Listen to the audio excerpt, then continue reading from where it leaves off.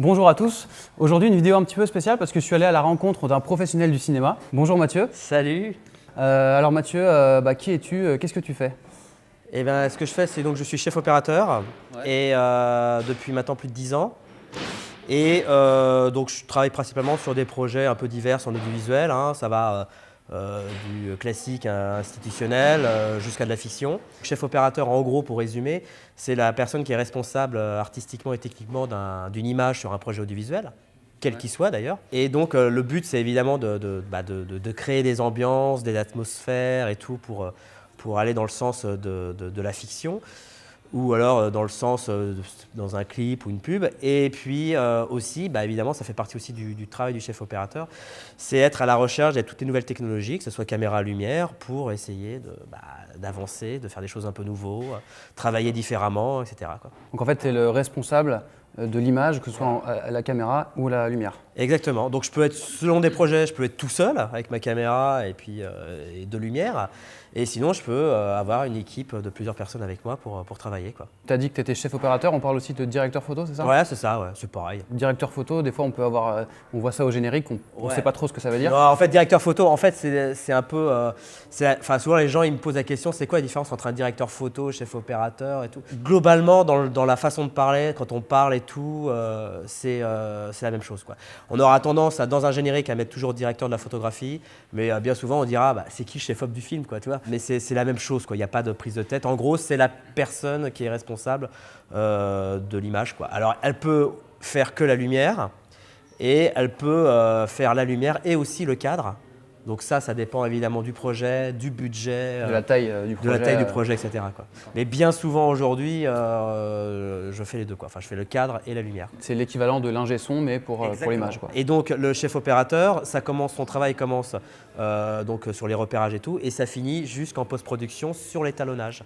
Donc en fait, il suit tous les maillons de la chaîne de la fabrication de l'image. Et il en est pour le coup responsable de A à Z. Est-ce que tu pourrais nous parler un petit peu de comment tu en es arrivé là, ton parcours, comment tu as commencé Alors pour commencer, c'est très dur. Enfin, c'est très dur. Non, en fait, c'est pas dur, c'est très long. C'est un chemin. Ouais, c'est très long. En fait, quand je suis sorti des études dans le tout début des années 2000, j'avais envie d'être directeur de la photographie. Quelle étude tu as fait? Moi, j'ai fait un BTS audiovisuel, option image, voilà, donc que je suis très content et que je regrette absolument pas d'avoir fait. Au début, quand j'avais 18 ans, je voulais être réalisateur. Tu vois, je voulais être réalisateur parce que c'est vrai que ce sont des métiers qui sont inconnus pour beaucoup. Le directeur photo, à chaque fois on me dit ah, t'es photographe? Non, je suis pas du tout photographe, c'est pas trop la même chose. Ouais. Mais voilà, ce sont des métiers qui sont pas très connus du grand public, donc moi-même je le connaissais pas et donc je voulais être réalisateur. Je me suis dit le mec qui porte la caméra et tout. Et après je me suis aperçu qu'il existait un métier qui est celui de directeur de la photographie pendant mes études, et donc du coup je me suis dit ah non mais c'est ça que j'ai envie de faire, balèque des comédiens, je m'en balèque, hop, moi je veux tripoter de la lumière et du cadre, etc. Et donc du coup quand je suis arrivé dans le métier, ça s'est pas fait aussi facilement parce qu'en fait ce sont des métiers qui se reposent énormément sur l'expérience, le terrain, le pragmatisme, tu vois, tout ça.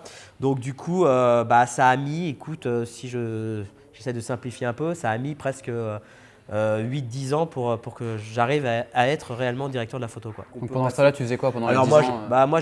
J'ai fait pas mal j'étais assistant caméra et je faisais aussi je travaillais beaucoup à la télévision, en cadreur télé, etc. Ouais. Et j'essayais toujours de m'agripper à la fiction pour pouvoir justement évoluer dans le métier de directeur de la photo, quoi. Pour arriver à ce métier-là, il faut commencer assistant caméra. Donc moi, ce que j'explique maintenant aux étudiants, c'est que pour être directeur photographie, il n'y a aucun souci. Il faut juste être patient et prendre son temps et surtout pas griller des étapes. Parce qu'en fait, je me rends compte que tu ne peux pas être directeur photo au bout de 2-3 ans. Il y a tellement de choses à apprendre sur un tournage qu'il faut vraiment prendre le temps voilà. Et en plus, surtout, on n'a pas de… Enfin, je veux dire, il n'y a pas de parachute, quoi. Si on se trompe, on s'écrase littéralement. Donc, il ne faut vraiment pas se foirer. Donc, il faut prendre le temps, la découverte du matériel, travailler avec d'autres chefs opérateurs pour voir leur méthode de travail, s'inspirer de plein de choses et puis y aller progressivement, quoi. Maintenant, tu es chef opérateur, tu fais plus que ça Maintenant, je fais plus que ça, ouais. Je fais plus que ça. Je fais moins de télé. Pour le coup, moi, j'aimais bien faire de la télé, c'était sympa. Ouais. Mais j'en fais beaucoup moins, voilà, parce que forcément, quand tu deviens chef opérateur, tu t'enfermes un peu dans une catégorie, dans un savoir-faire et tout. Et d'autant plus parce que moi, j'ai été aussi directeur photo en télé. Je faisais des plateaux télé, j'éclairais des plateaux télé. Alors pas des gros shows, d'achat, mais tu vois des plateaux télé pour M6, pour les d'autres chaînes. Et ça, pareil, hop, j'ai perdu un peu tout ce domaine. Et là, je suis vraiment maintenant que dans la fiction, c'est-à-dire tout ce qui est pub, clip, téléfilm, séries, etc. quoi. Maintenant, aujourd'hui, on va être très clair, c'est quelle que soit la taille du projet, maintenant c'est le chef opérateur, il est cadreur, quoi. C'est pour ça que j'ai souvent des étudiants qui me disent « Ah mais moi j'ai envie d'être cadreur ». Je dis alors pour être cadreur, il y a deux solutions dans ce métier. Quand tu veux vraiment être cadreur fiction, tu veux vraiment être le mec à la caméra. Il y a deux solutions. C'est soit tu es chef opérateur et tu interviens sur un projet en tant que cadreur, par exemple sur une deuxième caméra. Soit tu es plutôt cadreur spécialisé, notamment Steadicam, qui sont des personnes qui évidemment font du Steadicam, mais aussi font du cadre en deuxième caméra ou en première caméra sur des projets de fiction. Mais il n'y a plus, si tu veux, depuis on va dire 5-10 ans, il n'existe plus le vrai métier de cadreur fiction. Tu vois, la personne qui vient, qui se met à la caméra, voilà, qui fait que ça. Maintenant, ça n'existe plus. Aujourd'hui, c'est soit tu es chef opérateur, soit tu es cadreur spécialisé comme Steadicam. Donc un Steadicam, juste, c'est en gros, c'est une caméra qui est stabilisée avec tout un système de… Voilà, c'est avec un harnais, avec un bras, et donc tu fais donc des mouvements très fluides et surtout stabilisés. Et donc parfois dans la fiction, il y a des plans, on va vouloir faire des mouvements, et puis il y a des plans, on va vouloir faire un simple champ contre champ fixe. Et dans ce cas-là, c'est la même personne qui cadre ça. Sur YouTube, nous, on tourne beaucoup avec des appareils photo hybrides, GH5, Sony Alpha, etc. Mais au cinéma, au vrai cinéma, avec quelle caméra on tourne? Aujourd'hui, au cinéma, globalement, quand on regarde un peu les films, comment ils sont tournés majoritairement en caméra Arri, quoi. Toute la gamme Arri, de chez Arri Alexa, les Alexa Mini, les nouvelles Alexa, etc. C'est eux qui prennent le marché, tu vois. Alors, ça ne veut pas dire qu'ils ont raison, même si je considère que Arri Alexa et la marque Arri, ce sont des excellentes caméras, d'accord. Mais on va dire que tout le monde s'est rué là-dessus après quand le numérique est arrivé. Ça fait quand même 100 ans qu'ils existent, qu'ils font des caméras. Donc évidemment, ils se reposent sur un savoir-faire. Et surtout, ça a été les premiers chez Arri à s'imposer dans le numérique. C'est eux qui sont arrivés en premier. Qui ont essayé d'attraper le game du numérique, quoi. Et si tu veux, aujourd'hui, les chefs opérateurs se ruent sur ces caméras-là. Parce qu'ils ont l'impression d'avoir une certaine confiance et voilà. Mais il y a plein de caméras où on pourrait faire de la fiction du cinéma sans problème. On en fait déjà un peu, il y a la gamme Sony, la gamme Red, il y a aussi Panasonic qui font des excellentes caméras aujourd'hui, qui reviennent sur le marché avec des très bonnes caméras. Mais voilà, aujourd'hui, majoritairement, c'est Arri Alexa. D'accord, donc c'est eux qui sont vraiment leaders sur le marché. Ouais. Même aux États-Unis, par exemple, à Hollywood. Ils ont fait, par exemple, à chaque fois, tous les ans, ils s'amusent à faire la liste des films, soit des films aux Oscars ou aux Césars. Ouais. Et à chaque fois, tu regardes. Ils ont quasiment tout. Arri a pratiquement, que ce soit de l'argentique ou en numérique, c'est de la Arri, quoi, tu vois. Mais c'est vrai que leurs caméras sont extraordinaire. Moi, il y a juste un truc qui me gêne chez eux, c'est la résolution, quoi. C'est-à-dire c'est-à-dire que Arri a mis le paquet sur leur image, mais à un moment donné, leur seule ombre au tableau chez Arri, c'est la résolution native de leurs images. Et il n'y a encore pas longtemps, ils ont eu du mal à passer le cap des 4K, quoi. D'accord, ils étaient encore en HD. Alors, ils n'étaient pas en HD, ils étaient en 2K, en 3K, etc. Mais ils ont eu du mal à franchir le 4K. D'ailleurs, Arri était interdit de Netflix, parce que tu peux pas, jusqu'à ce qu'ils sortent la dernière LF, caméra Arri LF, qui pour le coup fait du vrai 4K. Mais ils étaient interdits de chez Netflix, que Netflix ont un catalogue de normes et de chartes très précises. Et il dit qu'il faut faire du 4K natif et tout. Et Arri avait du mal. Ils n'étaient pas dans les petits papiers de Netflix. Bon, maintenant, c'est chose faite. Là où Red a sorti sa première caméra 4K en 2008, Arri a sorti il y a un an, quoi. Tu vois, il y a 10 ans d'écart. Ils n'ont pas tout mis là-dessus. Voilà. Alors que moi, je pense aujourd'hui, quand tu fais un film pour le cinéma, c'est minimum un mastering en 4K. Ça veut dire qu'il faut que tu tournes toujours un peu plus, parce qu'on les connaît, nos amis réalisateurs, qui resize un tout petit peu par-ci par-là. Donc, tu es obligé d'avoir des résolutions un peu plus au-dessus, quoi. C'est pour ça que moi, perso, pour le cinéma, je préférais quand même si j'aime beaucoup Arri, je préférais travailler en Red, quoi. À côté de ton boulot de chef-op, tu donnes des cours, c'est ça, en BTS? Ouais, alors moi j'ai commencé à donner des cours très rapidement parce qu'un an que je sois sorti du BTS, moi-même en tant qu'étudiant, j'ai été direct professeur, quoi. Ouais. grand professeur en BTS. Et en fait, dans mon parcours, j'ai suivi parallèlement mon parcours de chef opérateur, assistant caméra, etc. Et mon parcours de prof. Et donc, j'enseigne depuis 2002 en BTS audiovisuel. J'ai enseigné en public, en privé, voilà. Et encore aujourd'hui, j'enseigne encore, quoi. Je garde cette double casquette qui me plaît. Au début, je l'ai fait ça comme ça pour déconner. Puis après, au fur et à mesure, j'ai pris goût à l'enseignement. Et puis j'ai toujours transmettre. Ouais, j'aime bien transmettre. En 2005, j'ai ouvert un site qui s'appelle caméraforum.fr, qui était une genre de communauté. C'est un peu entre guillemets l'ancêtre de YouTube à l'époque, où les gens avaient besoin d'une communauté. Je rappelle qu'à l'époque, il n'y avait pas Facebook, il n'y avait pas de réseaux sociaux, il n'y avait rien. Donc les gens avaient besoin de se retrouver dans des forums, dans des communautés pour partager ou pour poser des questions tout simplement. Et en fait, aujourd'hui, je m'aperçois que les forums sont c'est plus ce que les jeunes recherchent, quoi. Aujourd'hui, ils ont une question, ils veulent une réponse tout de suite. Ils n'ont pas le temps d'attendre la réponse de l'autre.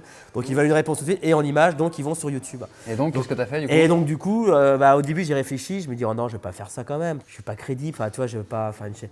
Et puis après j'ai vu à droite et à gauche et je me suis dit bon allez, tant pis, je vais y aller, je vais faire une chaîne YouTube. Donc j'ai commencé un matin, j'ai pris mon téléphone, je me suis filmé et j'ai dit coucou, j'arrive sur YouTube, voilà. Et du coup. Ça fait combien de temps? Ça c'est il y a à peu près, il y a un an quoi, presque, voilà. Peut-être 13 mois, quoi. J'ai commencé en février l'année dernière. Et puis, ça a pris. Je ne pensais pas que ça prenait aussi vite. Moi, je pensais, en faisant ça, en faisant des vidéos, que j'aurais pas de retour, tu vois. J'avais l'impression que je m'adressais, que j'avais rien en retour. Et en fait, je me suis aperçu, j'étais loin d'imaginer, mais j'ai aperçu que derrière tout ça, il existait une communauté de gens qui tournent et gravitent autour de plusieurs d'ailleurs youtubeurs. Où il y a beaucoup de questions, d'échanges et de machins. Donc je me suis aperçu qu'il y avait une réelle communauté, qu'il n'y avait pas que des gens passifs derrière les écrans qui regardaient et qui dégageaient, quoi. Voilà, il y avait vraiment, tu vois, du pouce bleu, des questions, des commentaires, puis un côté humain derrière les commentaires, tu sais, des gens. Et j'ai vu, parce que j'ai fait un peu des vidéos un peu polémiques, mais j'ai vu aussi qu'il y avait énormément les gens étaient un peu virulents, quoi, débat, quoi. C'était un peu exactement comme sur les forums. Les forums, si tu veux, il y avait moi à l'époque où ça marchait vraiment le forum et tout, il y avait énormément de débats, tu vois, à l'époque quand on était dans la transition numérique argentique, mais qu'est-ce que ça y allait, ça se tapait dessus, quoi. Et si tu veux, là, tu as la même chose, quoi. Tu sens que les gens, ils disent ce qu'ils ont envie de dire et voilà, quoi. C'est ça qui est intéressant. Ouais. Et ça, c'est intéressant, c'est vachement, c'est drôle, quoi. Donc tu as une chaîne qui s'appelle qui s'appelle Mathieu Misiraka, quoi. Comme ton nom, voilà. Voilà. De quoi ça parle? Alors, écoute, ça parle. Parfois, je remets un peu des points sur les i et les barres sur les t sur certaines notions techniques, parce que parfois, c'est vrai qu'avec YouTube, on a tendance à dire un peu tout et n'importe quoi, donc je donne un peu mon avis et je fais parfois un peu mon prof, tu vois. Et puis surtout, comme je travaille depuis plusieurs années avec de la LED, je mets en avant certains projecteurs qui sont vraiment phares, des projecteurs qui sont très intéressants et tout pour ceux qui veulent se lancer dans la LED. Je donne des astuces. Après, il y a aussi un truc qui est pas mal aussi, mais qui est compliqué juridiquement parce qu'on me demande beaucoup de le faire, mais c'est compliqué juridiquement. C'est en fait, prendre des extraits de films que j'ai fait, tu vois, et j'explique comment j'ai éclairé. Sauf qu'en fait, c'est très compliqué parce que forcément, je montre des extraits de films et aujourd'hui, YouTube est devenu très crac.